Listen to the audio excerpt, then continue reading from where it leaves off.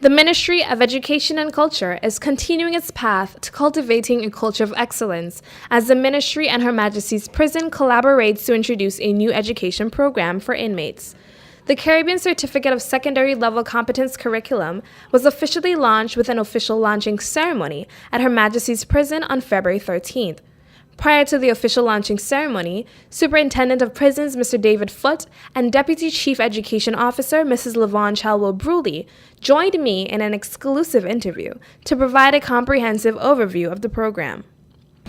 The number of prisoners we have enrolled at the start of 29.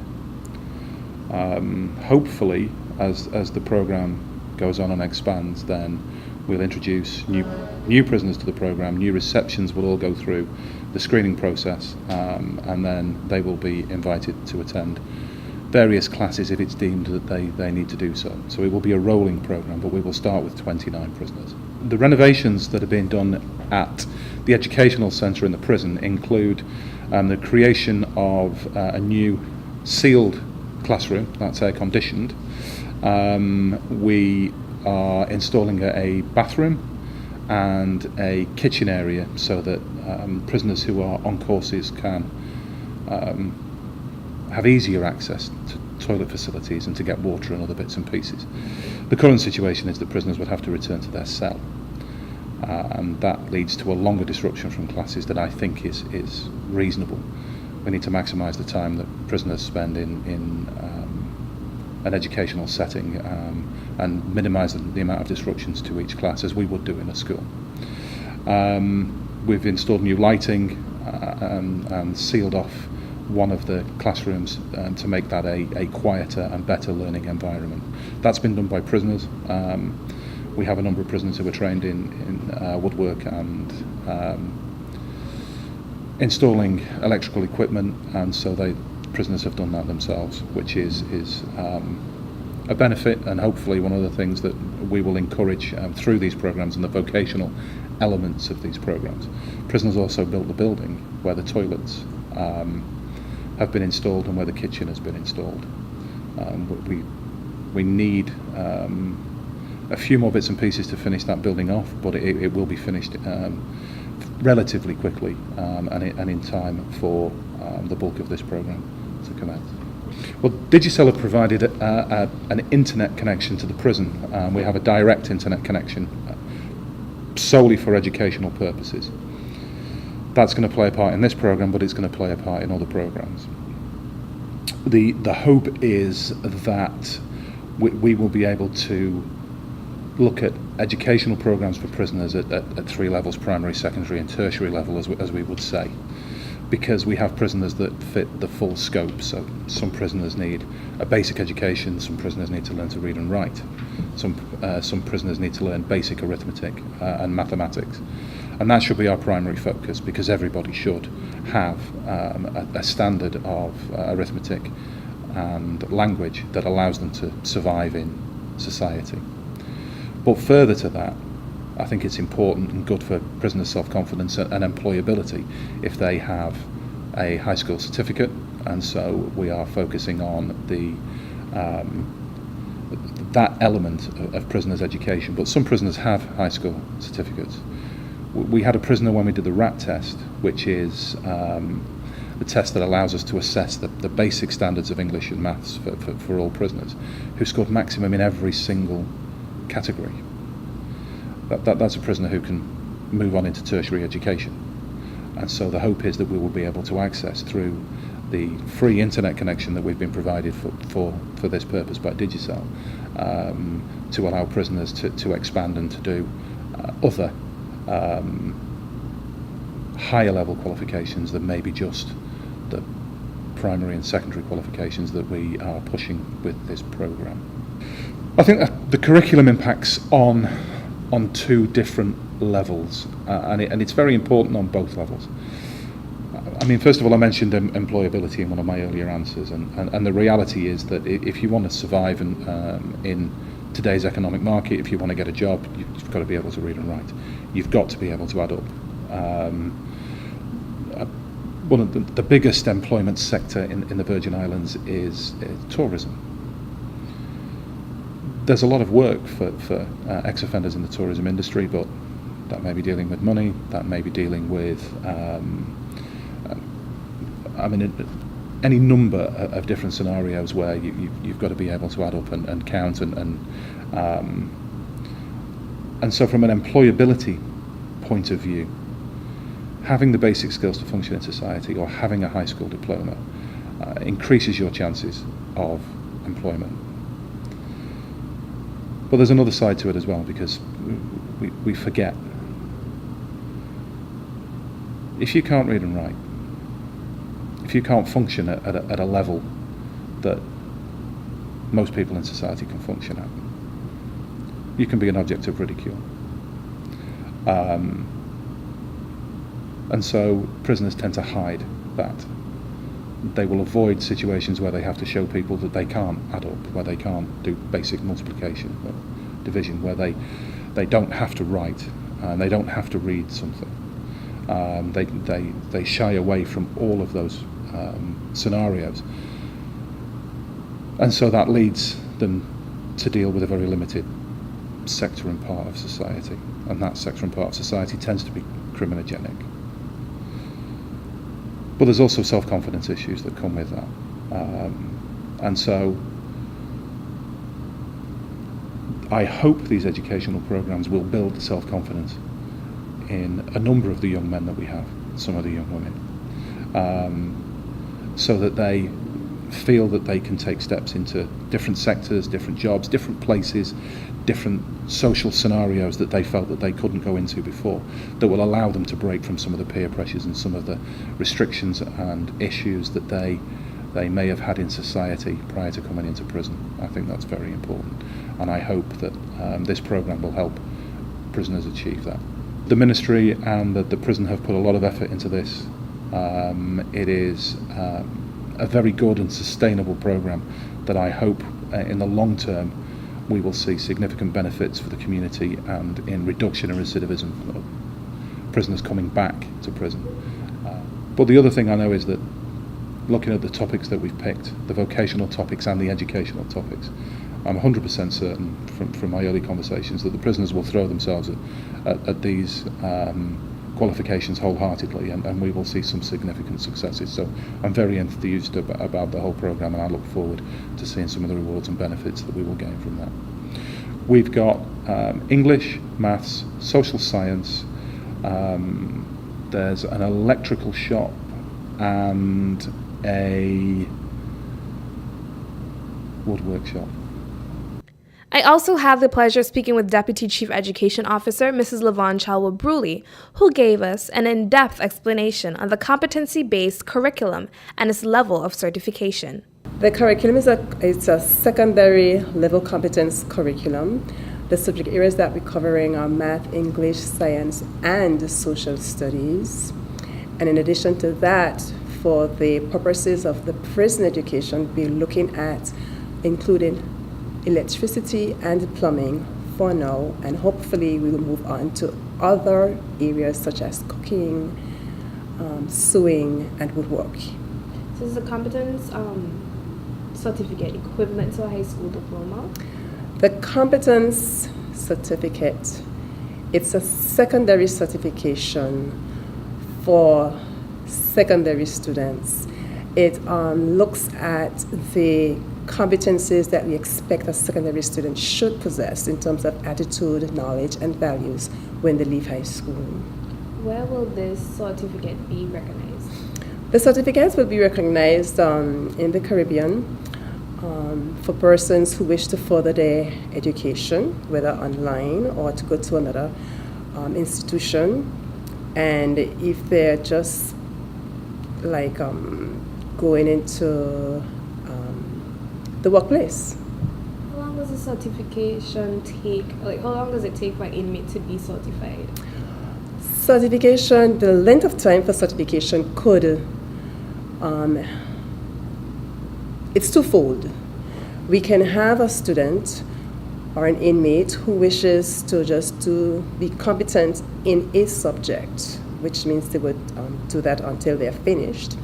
Or if they wish to complete the entire competence program where they will do math, English, science, social studies, and that's for English, math, social studies, science, and maybe electricity and another subject. That will take about 3 years. They must complete it within 3 years. The mandate of the ministry is to try to give everyone equitable education. So at the prison, they too are entitled to have an education. And upon leaving that prison, whether they decide to continue with our ASEP program, or they wish to continue with an online program, or they wish to go to the college, they can do so. So if an inmate has, let's say for example, 3 years to be in prison and they wanted to take the full certification, which we assume would take about 3 years, or let's say they had 4 years, how would that happen? Like if their time spending in prison is shorter than the time that the certification takes, what happens? They have different avenues that they can take. Like I said before, they can go and join the ASEP program, because eventually ASEP will be doing this program as well. Or they can, if this inmate is a juvenile, that juvenile inmate will go back into the high school setting, so they continue their work. Or they can just choose to be certified for a subject. The official launching ceremony took place at Her Majesty's Prison Grounds on February 13th and heard remarks from His Excellency the Governor John S. Duncan, OBE, who expressed congratulatory remarks and thanks to specific persons who contributed to the development of the program. Because the prison is where delegated responsibility for the security of the territory, where the rubber hits the road. And that's an important issue to discuss, because we are shortly to be looking at a constitutional review.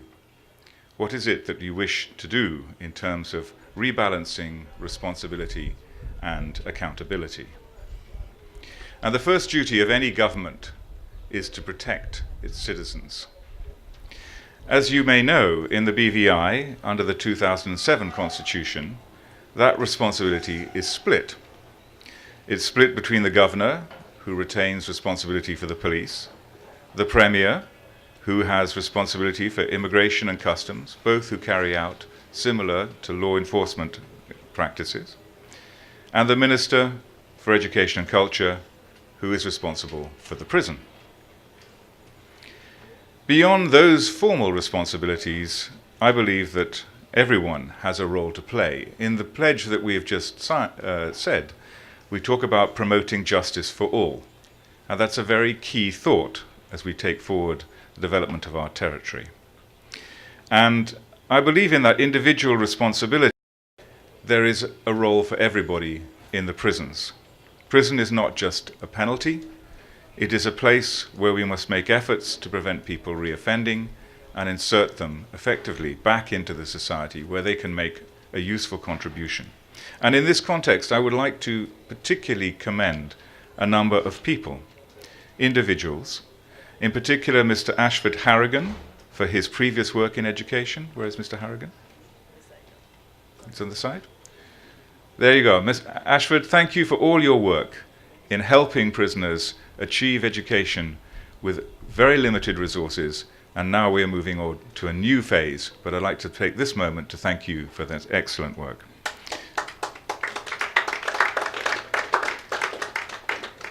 I'd also like to thank Superintendent Foote for his work during his tenure on restorative justice, getting prisoners released back into the community, those who present no threat to the community but need to be able to get back into the community and contribute. And it's been a very successful program.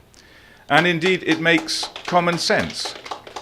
If we put someone in prison because they're not paying child maintenance, it's common sense that that child maintenance is not going to get paid. So thank you, Mr. Foote, for your efforts to try and redress that balance.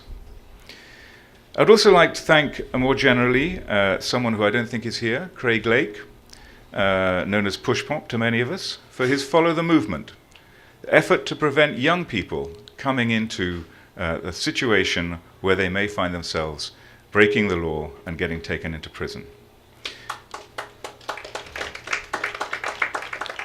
Finally, I'd like to thank two groups of our civil society: Family Support Network, who help people who's got relatives and people in prison and find themselves in difficulty.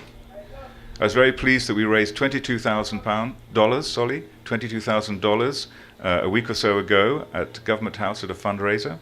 But also the AGLO movement, who came up here on Sunday and made lunch for all the prisoners. All these efforts are community efforts. They're not government efforts, they're community efforts to make our community a better place. And finally, I'd like to commend those inmates who engage in these efforts, from learning music to learning skills and indeed to the farm.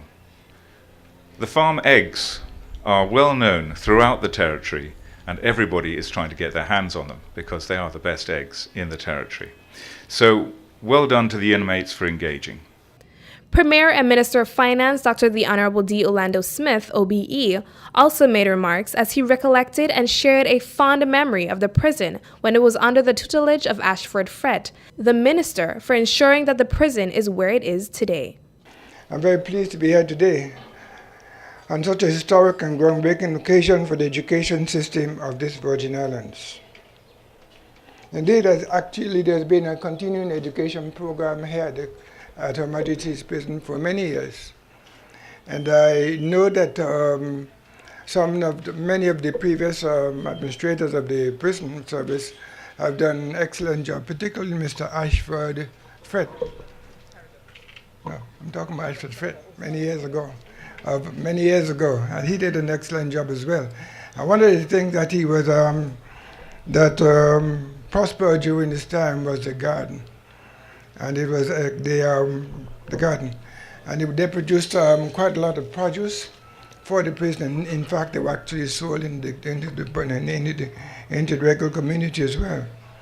As well as gardening, there are many other things which were being taught at the prison. For example, there's carpentry, there's general construction, there's joinery. Matter of fact, the building just down here, what we call the visitor center, not the detention center, was built by members, inmates from the prison at that time. They learned the trade here in this prison, and they built that facility for us. That facility was built because it was necessary for us to have somewhere to be able to hold the persons who entered the country illegally, but actually not in prison. We often, before that, held persons at some of the hotels, like Castlereagh Hotel, for example, but it was not as secure, and hence this facility was built, and it has served its purpose. Matter of fact, right now it's become part of the prison itself, because of lack of, because we haven't been able to expand this facility to the degree we'd like it to be expanded. One other thing that I actually enjoyed, which they did, which they taught, was joinery. And I've seen some excellent products from here right into this prison in joinery. A couple of things like, for example, headboards for beds and so. I was very, very impressed by those when I saw them. So I like to extend hearty congratulations to the participants of the Caribbean Certificate of Secondary Level Competence Program. We want to assure you that you have made a very important and wise choice to continue your educational journey. I want to remind you that this administration stands in support of this rehabilitation process. I am confident that you will now be able to serve as ambassadors for your community, as you become an example to others and teach them that once there is a will, there is a way. I encourage you to spread the word to your colleagues in order for them to also further their education and enjoy a better life. The program is one of many steps you will take to improve your life significantly. The vision of this government is to build a better Virgin Islands. Your participation in this program says you also see the vision: as you better yourselves, you also improve this territory. I commend the Minister of Education and Culture, the Honorable Myron V. Baldwin for once again taking initiative in ensuring that every community member at every stage of their learning journey, from very early to adulthood, are able to reach their full potential and be successful in life. Ladies and gentlemen, when this government says that education will be afforded to everyone, we mean just that. We know that it's imperative that every community member needs to be prepared with the same level playing field in order for everyone to enjoy a prosperous Virgin Islands, which is ideal to work, to live in, and to do business. We certainly look forward to seeing you once again become part of this wider community as you put your skills to use. Minister for Education and Culture, Honorable Myron V. Baldwin, outlined the program and provided guests with an understanding of all that the program is expected to cover. We have a responsibility to ensure that those persons who have been incarcerated for whatever reason leave these gates in a better position to reintegrate into community. They must leave here in a better position to contribute to the development of our country. Several activities have been introduced to help inmates from anger management to life skills. Inmates since 2013 have been taken through programs such as the Alpha Male, looking at male behaviors and attitudes, Partners for Peace, Just Think, Sex Offender Treatment Program, and work release programs for the short-term offenders, and non-payment of fines. In addition, the Restorative Justice Program was implemented with 14 juveniles who were kept out of prison for first-time offenses. Only 2 of those persons have since reoffended. The education program started with classes in maths and English, as well as classes for juveniles and limited work in electrical wiring and computer skills. This program has been re-engineered as a critical part of the rehabilitation and development program in a much more holistic and organized way. We worked diligently to ensure the program is aligned with the general education system. We have worked to ensure that upon release, there's an opportunity to continue one's education or complete work started here at the prison in the education program at the alternative secondary education program that we know locally as night school. Or if persons wanted to move on to the world of work, we established a very successful youth employment services program that we're also going to be linking to this so that young persons who are in the prison system, who would have completed a certain level of their education, working towards a high school diploma and other certification, can get assistance in finding jobs when they leave the prison system. We have taken each inmate through an achievement test, and the information is in your booklet, something called the RAT test, which measures an individual's ability to read words, comprehend sentences, spell, and compute solutions to math problems, which therefore gives the teachers an idea of where each person is cognitively. This is important as each person must be met at his or her level to ensure successful outcomes. Approximately 39 persons have been tested thus far, and 26 persons are in the program. Give those inmates, those 26 inmates, a round of applause for taking a chance on themselves. We'll be using the curriculum of the Caribbean Examination Council's Caribbean Certificate of Secondary Level Competence, CCSLC. And as students advance, they'll be allowed to do the CXC Secondary Education Certificate, the CSEC, and the K program, or any other program deemed necessary. This will provide the inmates with a solid foundation and allow them to prepare for future studies at other levels, should they so desire. They'll be offered mathematics, English language, social studies, and science, along with a skill starting this year with plumbing and electrical wiring. We're hoping that next year, as we expand the program, we can go into areas of sewing, culinary, woodwork, and air conditioning. Eventually, these areas will expand, as I said, into other technical areas. A full timetable has been developed from 9 a.m. to 4 p.m. for the inmates comprising of the subjects listed, as well as other programs that they're involved in, like life skills, counseling, and other things. We anticipate that every single inmate will make this opportunity to put them on a path of lifelong learning. Attending the education classes is a critical part of the inmate's sentence plan here at the institution. Education cannot be underestimated, and it opens doors that are almost impossible without it. Recognizing this, my ministry will continue to work diligently to provide the necessary opportunities at all levels to ensure our people are ready and able to continue building this country. I want to make an appeal to the family and friends of loved ones who are here at the prison to encourage your loved ones to make use of this good opportunity. Other speakers included Superintendent for Prisons, Mr. David Foote, who provided an overview of the present rehabilitation program, along with program supporter, Mr. Alan Wheatley, who provided words of encouragement to the inmates. Her Majesty's Prison has focused heavily on rehabilitation during my tenure, and we have looked to address the specific needs of the prison population to reduce reoffending rates. We have programs in place to address violent, acquisitive, sexual and substance misuse related offending, with more to come online in 2017, with the introduction of a thinking skills program and training for staff in how they can actively help to rehabilitate prisoners. These programs will be structured through the sentence planning process, ensuring that prisoners engage and that we direct the correct interventions to the right individuals. Sentence planning works by identifying why an individual commits a crime. If a man steals, is it because he is hungry or is it to buy drugs? If he is hungry, he needs a job, and we need to focus on employability. If it's drugs, he needs a referral to substance misuse services. The restorative justice programs include face-to-face conferencing and alternatives to custody for first-time juvenile offenders.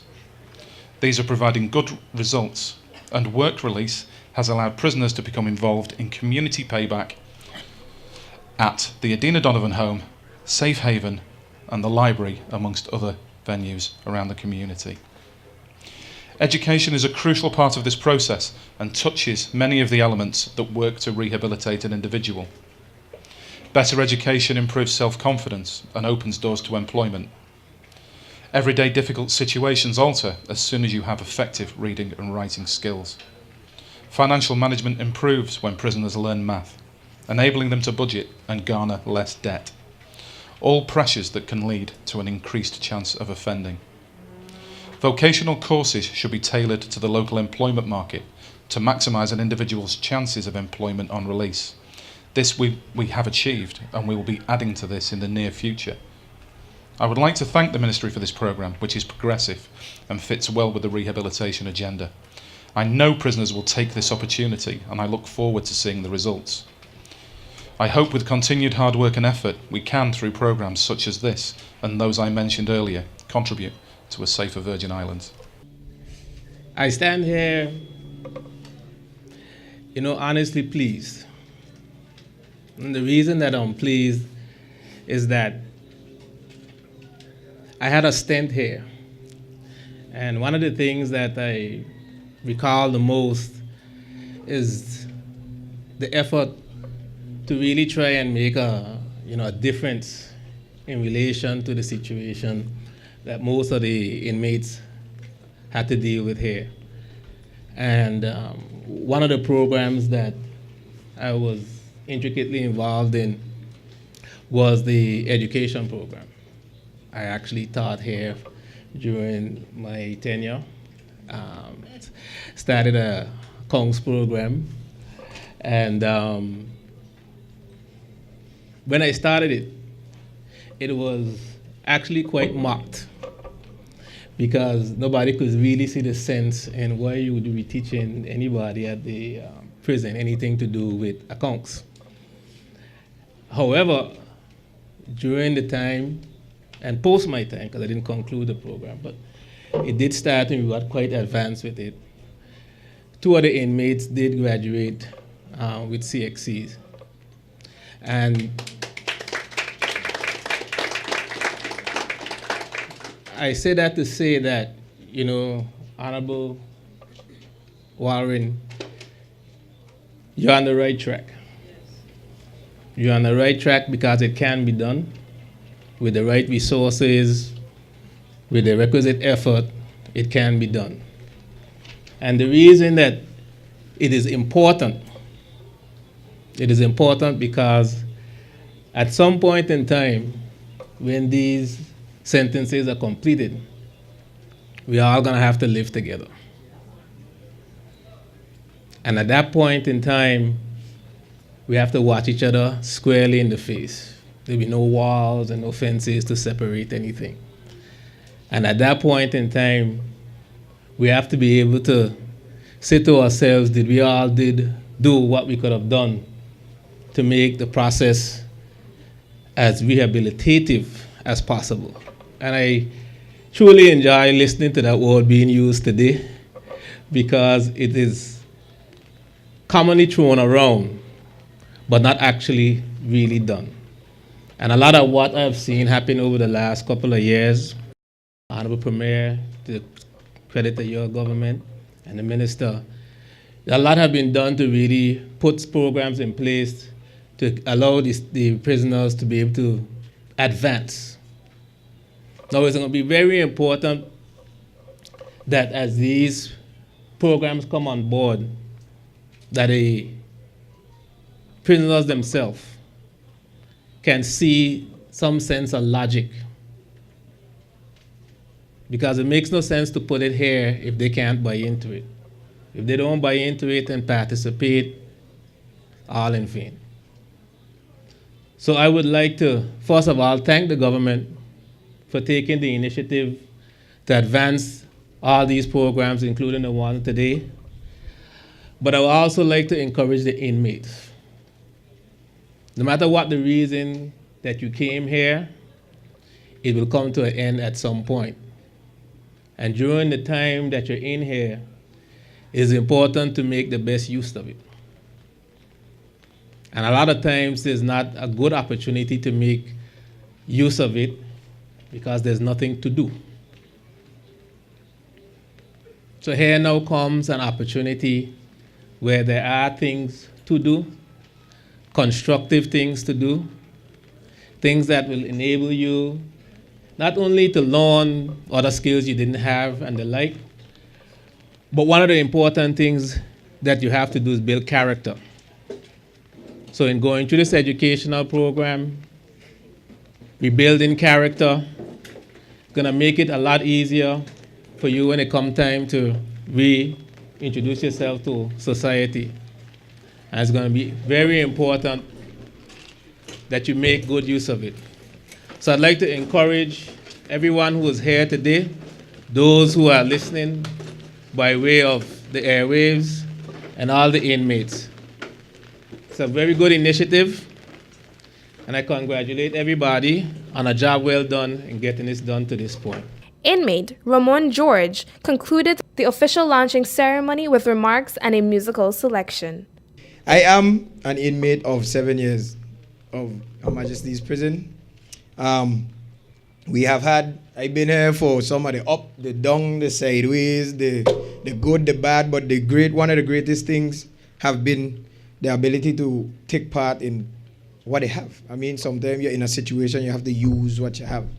You know, you could hope for the better, get better someday, but you have to use what you have. So when I came, I was in the A wing, and the only programs they had available were houses of healing and anger management.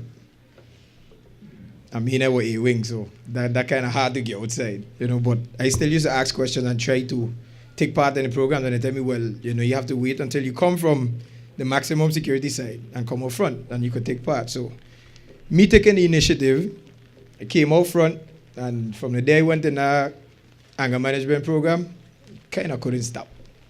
Because I have seen the opportunities that it opened, the doors that it opened. Like, everything became clear like a hallway, you know. You're here for a purpose, regardless to why you came, is what you're going to do next. What we've been through influences your future, yes. But you still have to take the initiative to make that future better. So by us doing what we have to do within these programs, it will flourish. But this goes out to the inmate, then my fellow inmates, I have some of them in the back and through the crowd. We need to take that initiative as us. Because if we don't do it, it's only, let's say, 28 of us. The other 120, they ain't going to do it neither. You understand? Sometimes they have leaders and they have followers everywhere. In an ant's nest, beehive, you name it, they have it, you know.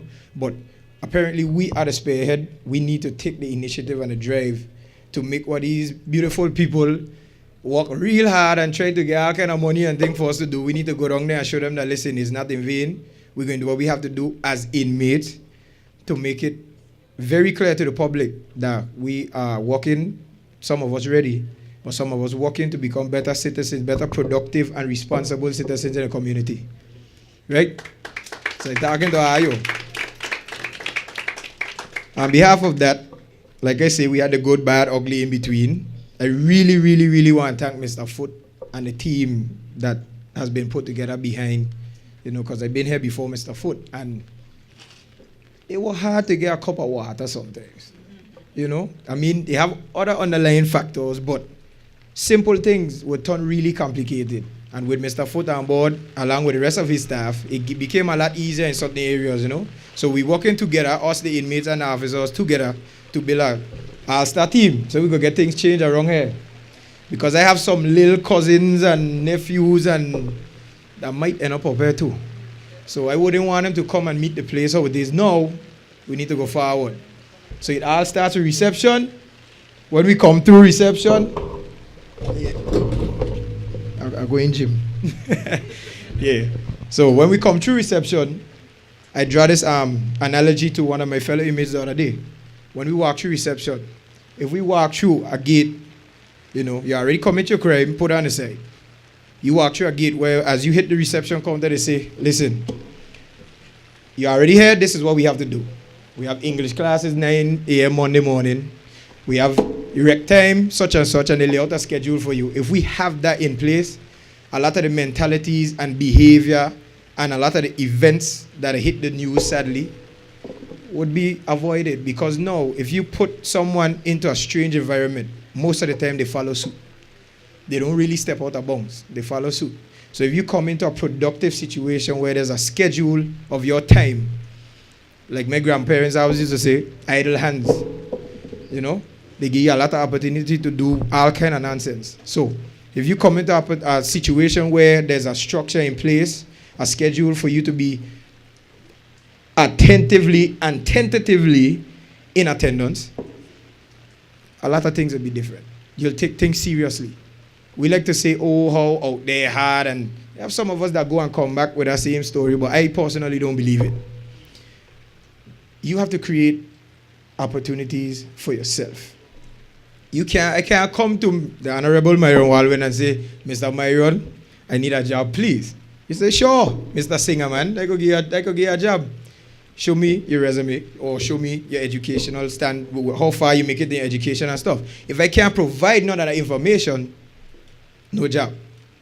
So the cry I've been hearing about, oh, we don't have no work outside, I personally feel a lot of us we don't even try, because you have no high school diploma, you have nothing to put forth that you see the job requires. So therefore, why try? So, since we're here, you could get it for free. Outside, you have to pay for it. So in here, it's free. I mean, I ain't saying to come jail because it's free education, but, if you end up here, it could happen to any one of us. You have to take the opportunities by the horns and just do what you have to do. Change your future.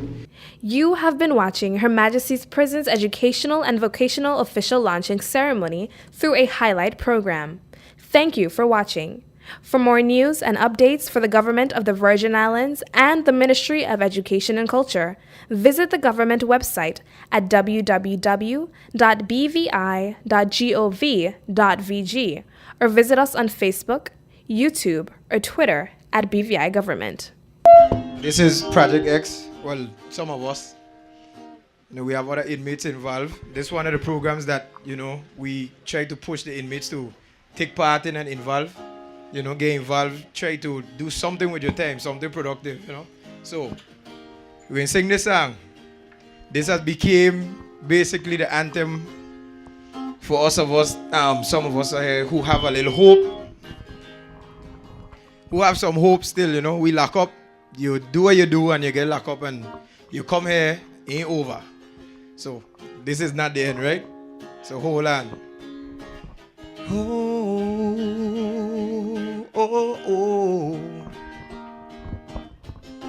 There are times when I thought I could not make it, But the houses of healing, they give me strength so I can face it. Oh, comforts me through my troubles and temptations.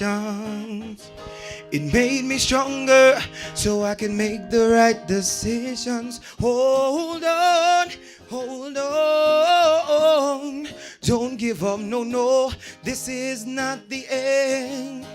God bless all my friends. Hold on. Don't give up, no, no. This is not the end. God bless all my friends. I control my anger, 'cause violence is not the way. Through meditations, I solve my problems of day to day. In a peaceful place, now I can build the best solutions to help each other overcome the situations. Hold on, hold on. Don't give up, no, no. This is not the end. God bless all my friends. Hold on. Don't give up, no, no. This is not the end. God bless all my friends. Brothers and sisters, it's time to get along. Lift up your voices, help me sing this joyful song. Yeah, I have a jingle that I want you to sing with me. It's inspirational and it's based on reality. There's so much good in the worst of us and so much bad in the best of us that it ill becomes any of us to talk about the rest of us. There's so much good in the worst of us and so much bad in the best of us that it ill becomes any of us to talk about the rest of us. Oh, hold on. Don't give up, no, no. This is not the end. God bless all my friends. Hold on. Don't give up, no, no. This is not the end. God bless all my friends. Oh, thank you.